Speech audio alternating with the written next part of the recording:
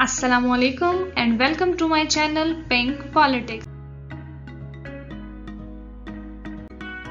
आज का हमारा टॉपिक है indicators of economic development. Economic development को पढ़ने के लिए और ये समझने के लिए कि कोई मुल्क कितना इकोनॉमिकली डेवलप्ड है, उससे पहले हम उसके इंडिकेटर्स के बारे में जानने की कोशिश करेंगे कि ऐसी कौन सी चीज़ें हैं जो इंडिकेट करती हैं कि ये मुल्क कितना इकोनॉमिकली डेवलप्ड है।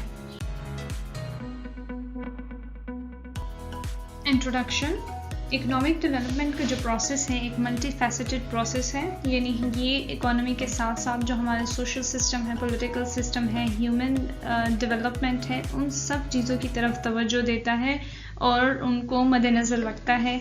जब हम इकोनॉमिक डेवलपमेंट को पढ़ते हैं तो हम सिर्फ किसी मुल्क की इकोनॉमी को नहीं देखते हैं कि वो कितना ग्रो कर रही है, बल्कि ये जो सारे पैरेलल सिस्टम चल रहे होते हैं एक स्टेट में, उन चीज़ों को भी देखते हैं।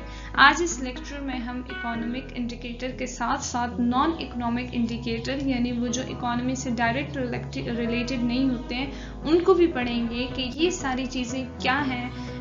इकोनॉमिक इंडिकेटर्स और नॉन इकोनॉमिक इंडिकेटर्स कौन कौन सी होती हैं और ये फिर हमारी इकोनॉमिक डेवलपमेंट पर किस तरह से असरअंदाज होती हैं और उनको इंडिकेट करती हैं।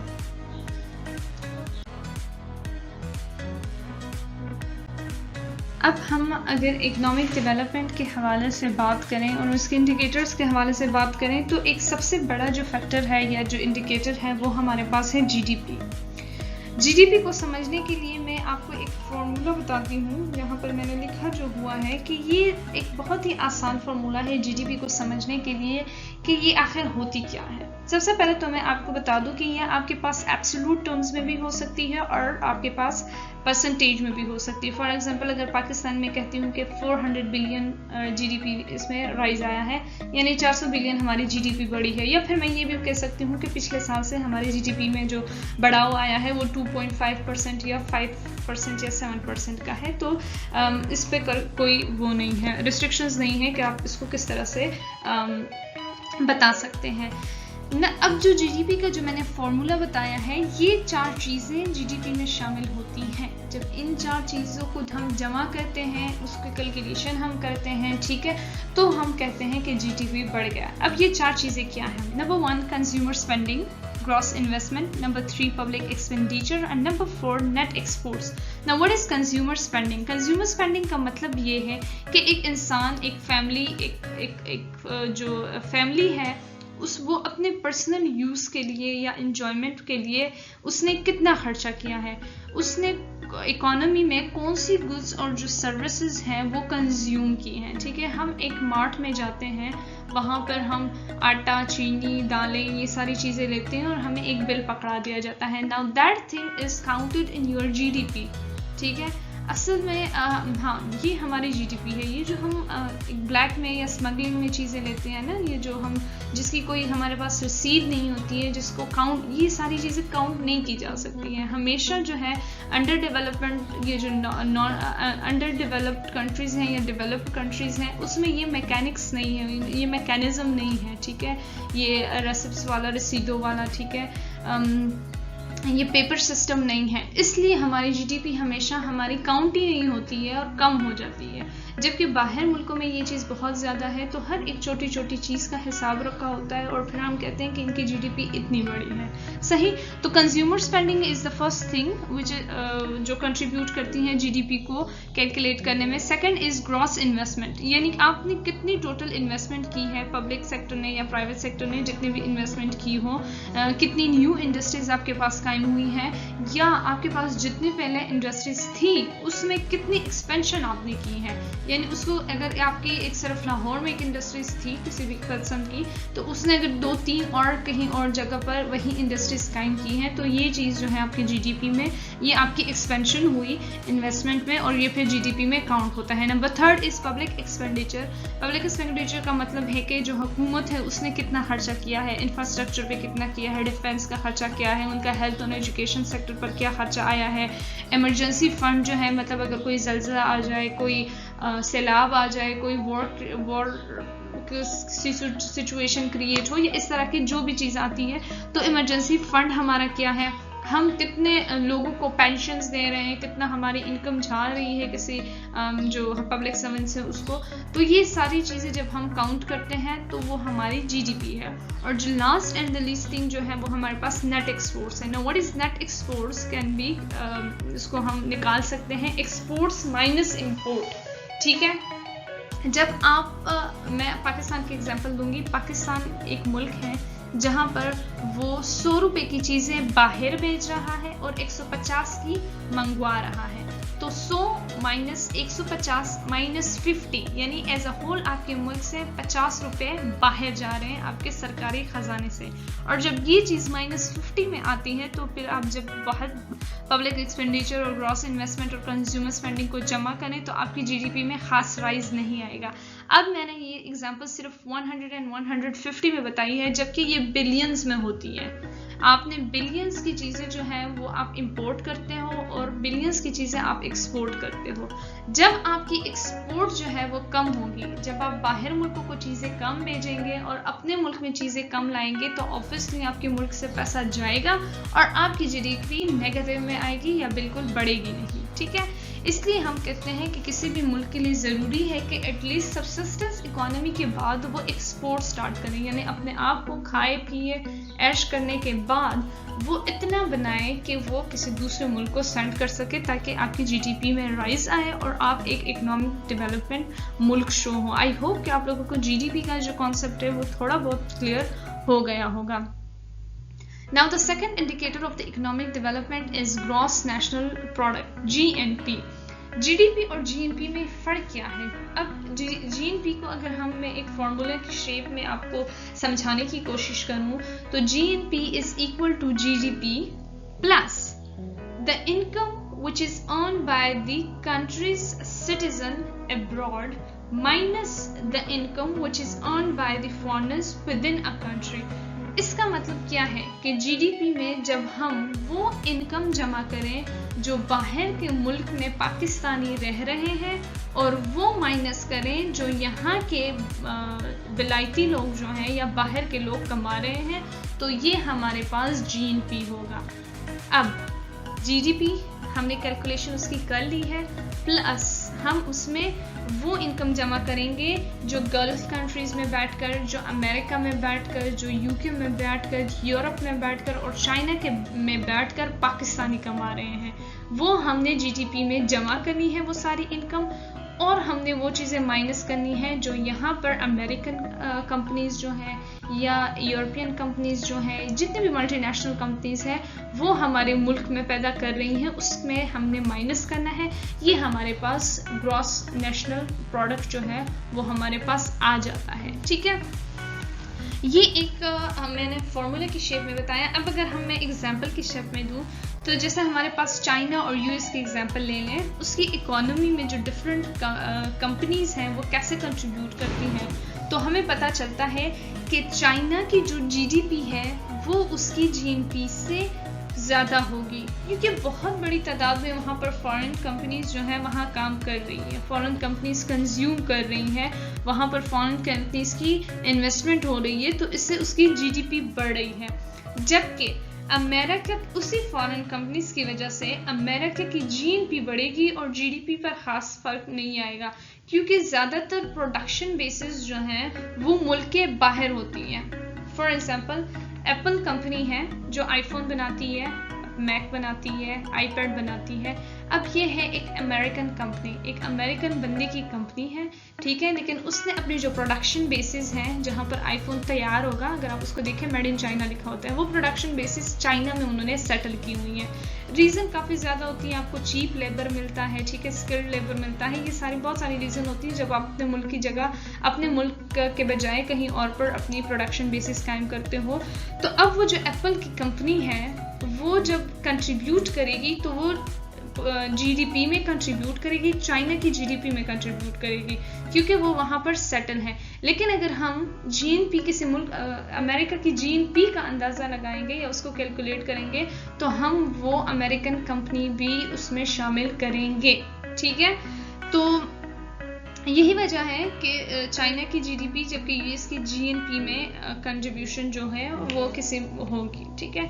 अब बहुत ही सारी चीज़ें मिक्स हो जाती हैं यहाँ पर, बट अगर आप इस एग्जांपल को या इस फार्मूले को ज़्यादा देर तक इस पर सोचें, थोड़ा सा इस पर सोचें और इसको समझने की कोशिश करें तो आपके लिए क्लियर हो जाएगा। थर्ड इकोनॉमिक इंडिकेटर जो है वो हमारे पास increase in per capita income है। पर कैपिटा इनकम को अगर हम डिफाइन करें तो मतलब एक इंसान सालाना कितना कमाता है, 12 साल के 12 महीनों में उसकी टोटल जो इनकम है वो क्या होती है, वो हमारे पास पर कैपिटा इनकम है।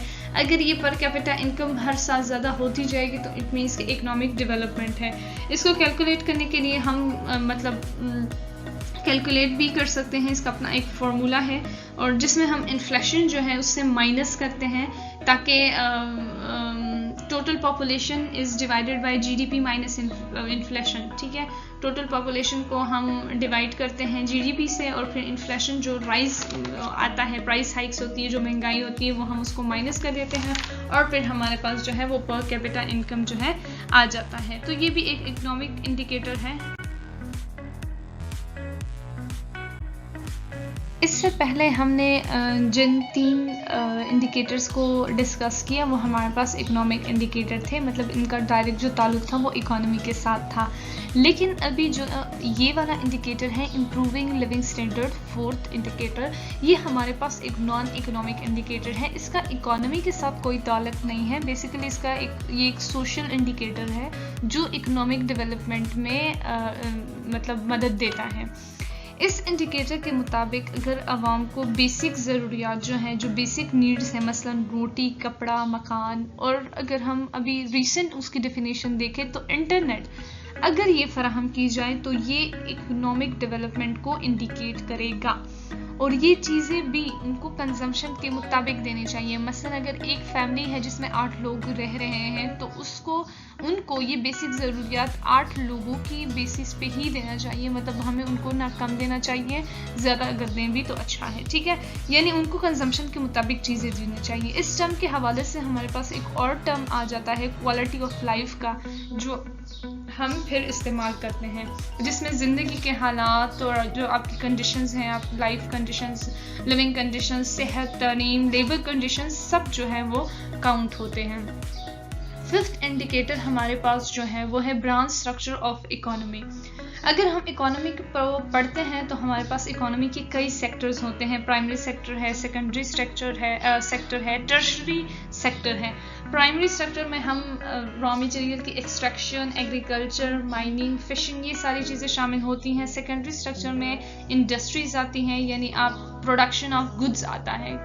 अगर आपकी इकोनॉमी सेकेंडरी सेक्टर की होगी, अगर आपकी मुल्क इंडस्ट्रियलाइजेशन है। और जो हमारे पास थर्ड सेक्टर है, tertiary sector, I am really very sorry, उसमें हम इनटेंजिबल गुड्स एंड सर्विसेज की बात करते हैं। इनटेंजिबल का मतलब है कि हम फिजिकल जिनकी नेचर ना हो, वो एक मुल्क कितना ऑफर कर रहा है, यानी उसके टर्शरी सेक्टर का क्या रोल है इकोनॉमी में, वो कितना है, ठीक है, हम उसको स्टडी करते हैं। इनटेंजिबल गुड्स में हमारे पास डिजिटल गुड्स आ जाती हैं, मूवीज़, सॉन्ग्स, ये चीज़ें, इन चीज़ों से मुल्क में कितना पैसा आ रहा है। बैंकिंग हो गया है, ठीक है, रेस्टोरेंटिंग हो गई है, ये सारी चीज़ें जो हमारे पास चीन फूड्स, जो डिपार्टमेंटल स्टोर्स होते हैं, ठीक है, ये सारी चीज़ें। तो इन सेक्टर्स का कौन सा सेक्टर जो है वो ज़्यादा कंट्रीब्यूट कर रहा है इकोनॉमी का। अब अगर इंडिकेटर्स के हवाले से हम ये देखते हैं तो वो मुल्क इकोनॉमिकली डेवलप्ड होगा जिसकी इकोनॉमी में एक बड़ा हिस्सा, एक बहुत बड़ी कंट्रीब्यूशन सेकेंडरी सेक्टर की होगी, यानी जहाँ पर इंडस्ट्रियलाइजेशन बहुत ज़्यादा होगी, इंडस्ट्रीज होगी, जो मुल्क जो है वो फिनिशिंग गुड्स क्रिएट करेगा, तो वो मोस्टली, जबकि मोस्टली हमारे पास जो डेवलपिंग कंट्रीज़ हैं उनकी इकोनॉमी प्राइमरी सेक्टर पर डिपेंडेंट होती है, जिसमें प्रोडक्शन और एम्प्लॉयमेंट जो है वो सिर्फ सब्सिस्टेंस इकोनॉमी तक ही महदूद होता है। बस अगर किसी मुल्क में अगर हम देखें कि वो टर्शरी सेक्टर और जो सेकेंडरी सेक्टर है वो इकोनॉमी में बहुत बड़ा कंट्रीब्यूशन अदा कर रही है, तो वो इकोनॉमिकली डेवलप्ड होगा। जो हमारे पास सिक्स्थ है वो इन्फ्लेशन लेवल है। इन्फ्लेशन को अगर आसान अल्फाज में बयान करूं तो इसका मतलब है महंगाई। मसलन अगर एक चीनी की बोरी है वो आप 2019 में आपको 3000 में मिल रही थी और एक साल बाद आपको 3500 में मिल रही है, तो इसका मतलब है कि महंगाई वाक़या हुई है। आपके पैसे की कदर में कमी आई है तो ही आपकी जो चीज़ें हैं, जो प्रोडक्ट्स हैं या जो भी चीज़ हैं उसमें महंगाई है। अगर ये जो पैसे की कदर में कमी है या इन्फ्लेशन है ये कम होगा तो इट मीन्स कि आपका मुल्क इकोनॉमिकली डेवलप्ड हो रहा है। और अगर ये चीज़ आपके साथ जिस तरह हमारे पैसों की कीमत रोज़ बरोज़ घटती जा रही है, पहला $1 जो है वो 60 का हुआ करता था और अब फिर 60 से 160 तक आ गया है, यानी ये कम हो गई है, इन्फ्लेशन में क्या हुई है, तो मीन्स कि इकोनॉमिक डेवलपमेंट नहीं हो रही है। Now what is entrepreneurship? Development of entrepreneurship. According to Wikipedia, entrepreneurship is the process of designing, launching and running a new business, which is often initially a small business. ये एक ऐसा process है जिसमें एक इंसान के पास पैसे होते हैं और फिर वो उसको इन्वेस्टमेंट करता है और एक छोटा सा बिजनेस खोलता है। ठीक है, मसलन मैं घर बैठे कोई भी बिजनेस स्टार्ट कर दूँ। ये जो स्किल है, ये जो एक थॉट है, ये हम अंडर डेवलप्ड या डेवलपिंग कंट्रीज में बहुत कम होता है, बहुत ही इसका जो लेवल है वो कम होता है। हमारे पास इतनी पोटेंशियल्स नहीं होती है कि हम हमारा इतना दिल बड़ा हम नहीं करते हैं कि हम इन्वेस्टमेंट कर सकें और मुल्क की जो रिसोर्सेज हैं उसको इस्तेमाल कर सकें, चाहे वो अपने ही फ़ायदे के लिए ही क्यों ना हो। ये चीज़ हमारे मुल्क में बहुत ही कम है। ठीक है, तो अब किसी मुल्क में अगर एंटरप्रेन्योरशिप जो स्पिरिट है या जो डेवलपमेंट है वो ज़्यादा होगी तो डेवलपमेंट होगी, वो नहीं होगी तो वो मुल्क जो है वो डेवलप नहीं होगा। इसके बाद हमारे पास जो नॉन इकोनॉमिक इंडिकेटर है वो place of country in international division of labour. इससे मुराद ये है कि आपकी जो अशिया और खिदमात की एक मखसूस किस्म की पैदावार है, आप कौन सी प्रोडक्ट्स बना रहे हो, आप रॉ मटेरियल तो कहीं पर एक्सपोर्ट नहीं कर रहे हो, ठीक है, या आप जो फिनिशिंग गुड्स भी क्रिएट कर रहे हो उसकी क्या मार्केट है, क्या वो लोग ले रहे हैं बाहर के मुल्क के या नहीं ले रहे हैं, या आप जो सर्विसेज प्रोवाइड कर रहे हो उसकी बाहर की दुनिया में मतलब क्या हैसियत है। फॉर एग्जांपल अगर हम एजुकेशन को भी देखें, एक बंदा अगर पाकिस्तान में एजुकेट होगा या इंडिया में एजुकेट होगा तो बाहर के मुल्क किसको हायर करेंगे। तो ये सारी चीज़ें जो हैं वो भी आपकी इकोनॉमिक डेवलपमेंट को शो करती हैं। ठीक है, और ये चीज़ जो है वो इकोनॉमी को भी इंटरनेशनलाइज करने में मदद फराहम करती है।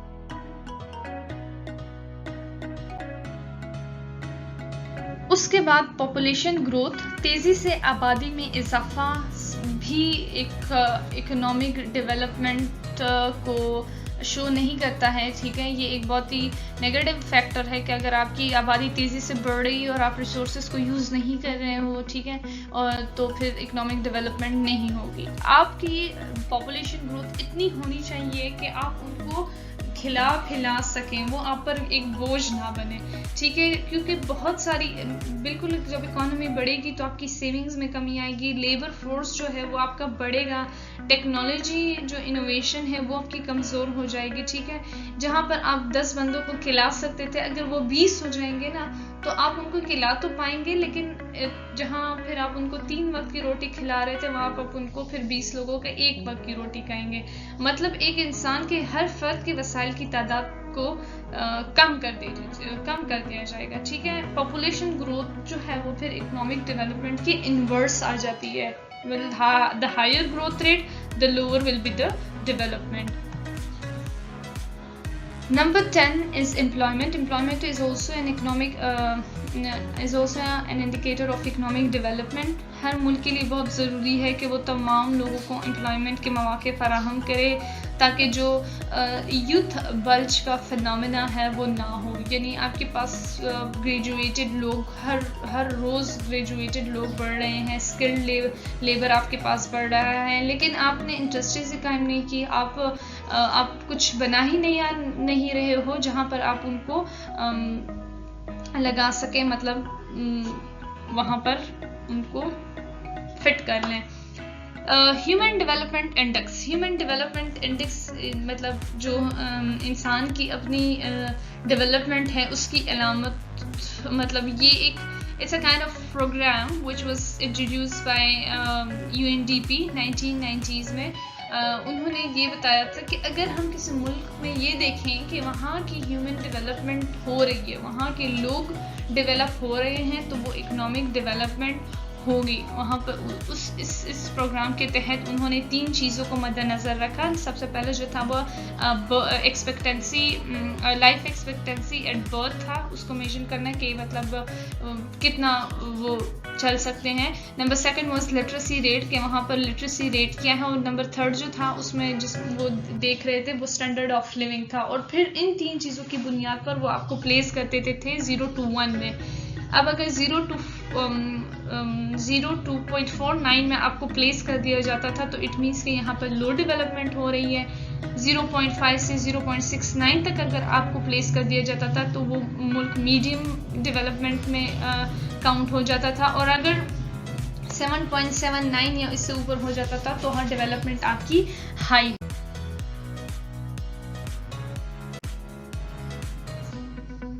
उसके बाद मिलेनियम डेवलपमेंट गोल्स और सस्टेनेबल डेवलपमेंट गोल्स MDGs और SDGs जो हैं ये भी प्रोग्राम्स हैं। मिलेनियम डेवलपमेंट गोल्स को 2000 से लेकर 2015 तक चलाया गया, जिसमें 8 गोल्स जो थे उन पर काम हुआ। एजुकेशन, चाइल्ड बर्थ रेट और पॉवर्टी और इन हवाले से था कि हम इन 15 सालों में इन चीज़ों पर काम करेंगे, ठीक है। और 15 साल बाद उसकी कैलकुलेशन हुई। अब जिस पर हम अभी काम हो रहा है वो सस्टेनेबल डेवलपमेंट गोल्स हैं। 2015 से ये स्टार्ट हुए थे और 2030 तक चलेंगे। और इसके बाद कैलकुलेशन होगी कि कौन सा मुल्क जो है वो डेवलपमेंट के किस लेवल पर है। इसमें तकरीबन 17 गोल्स शामिल हैं।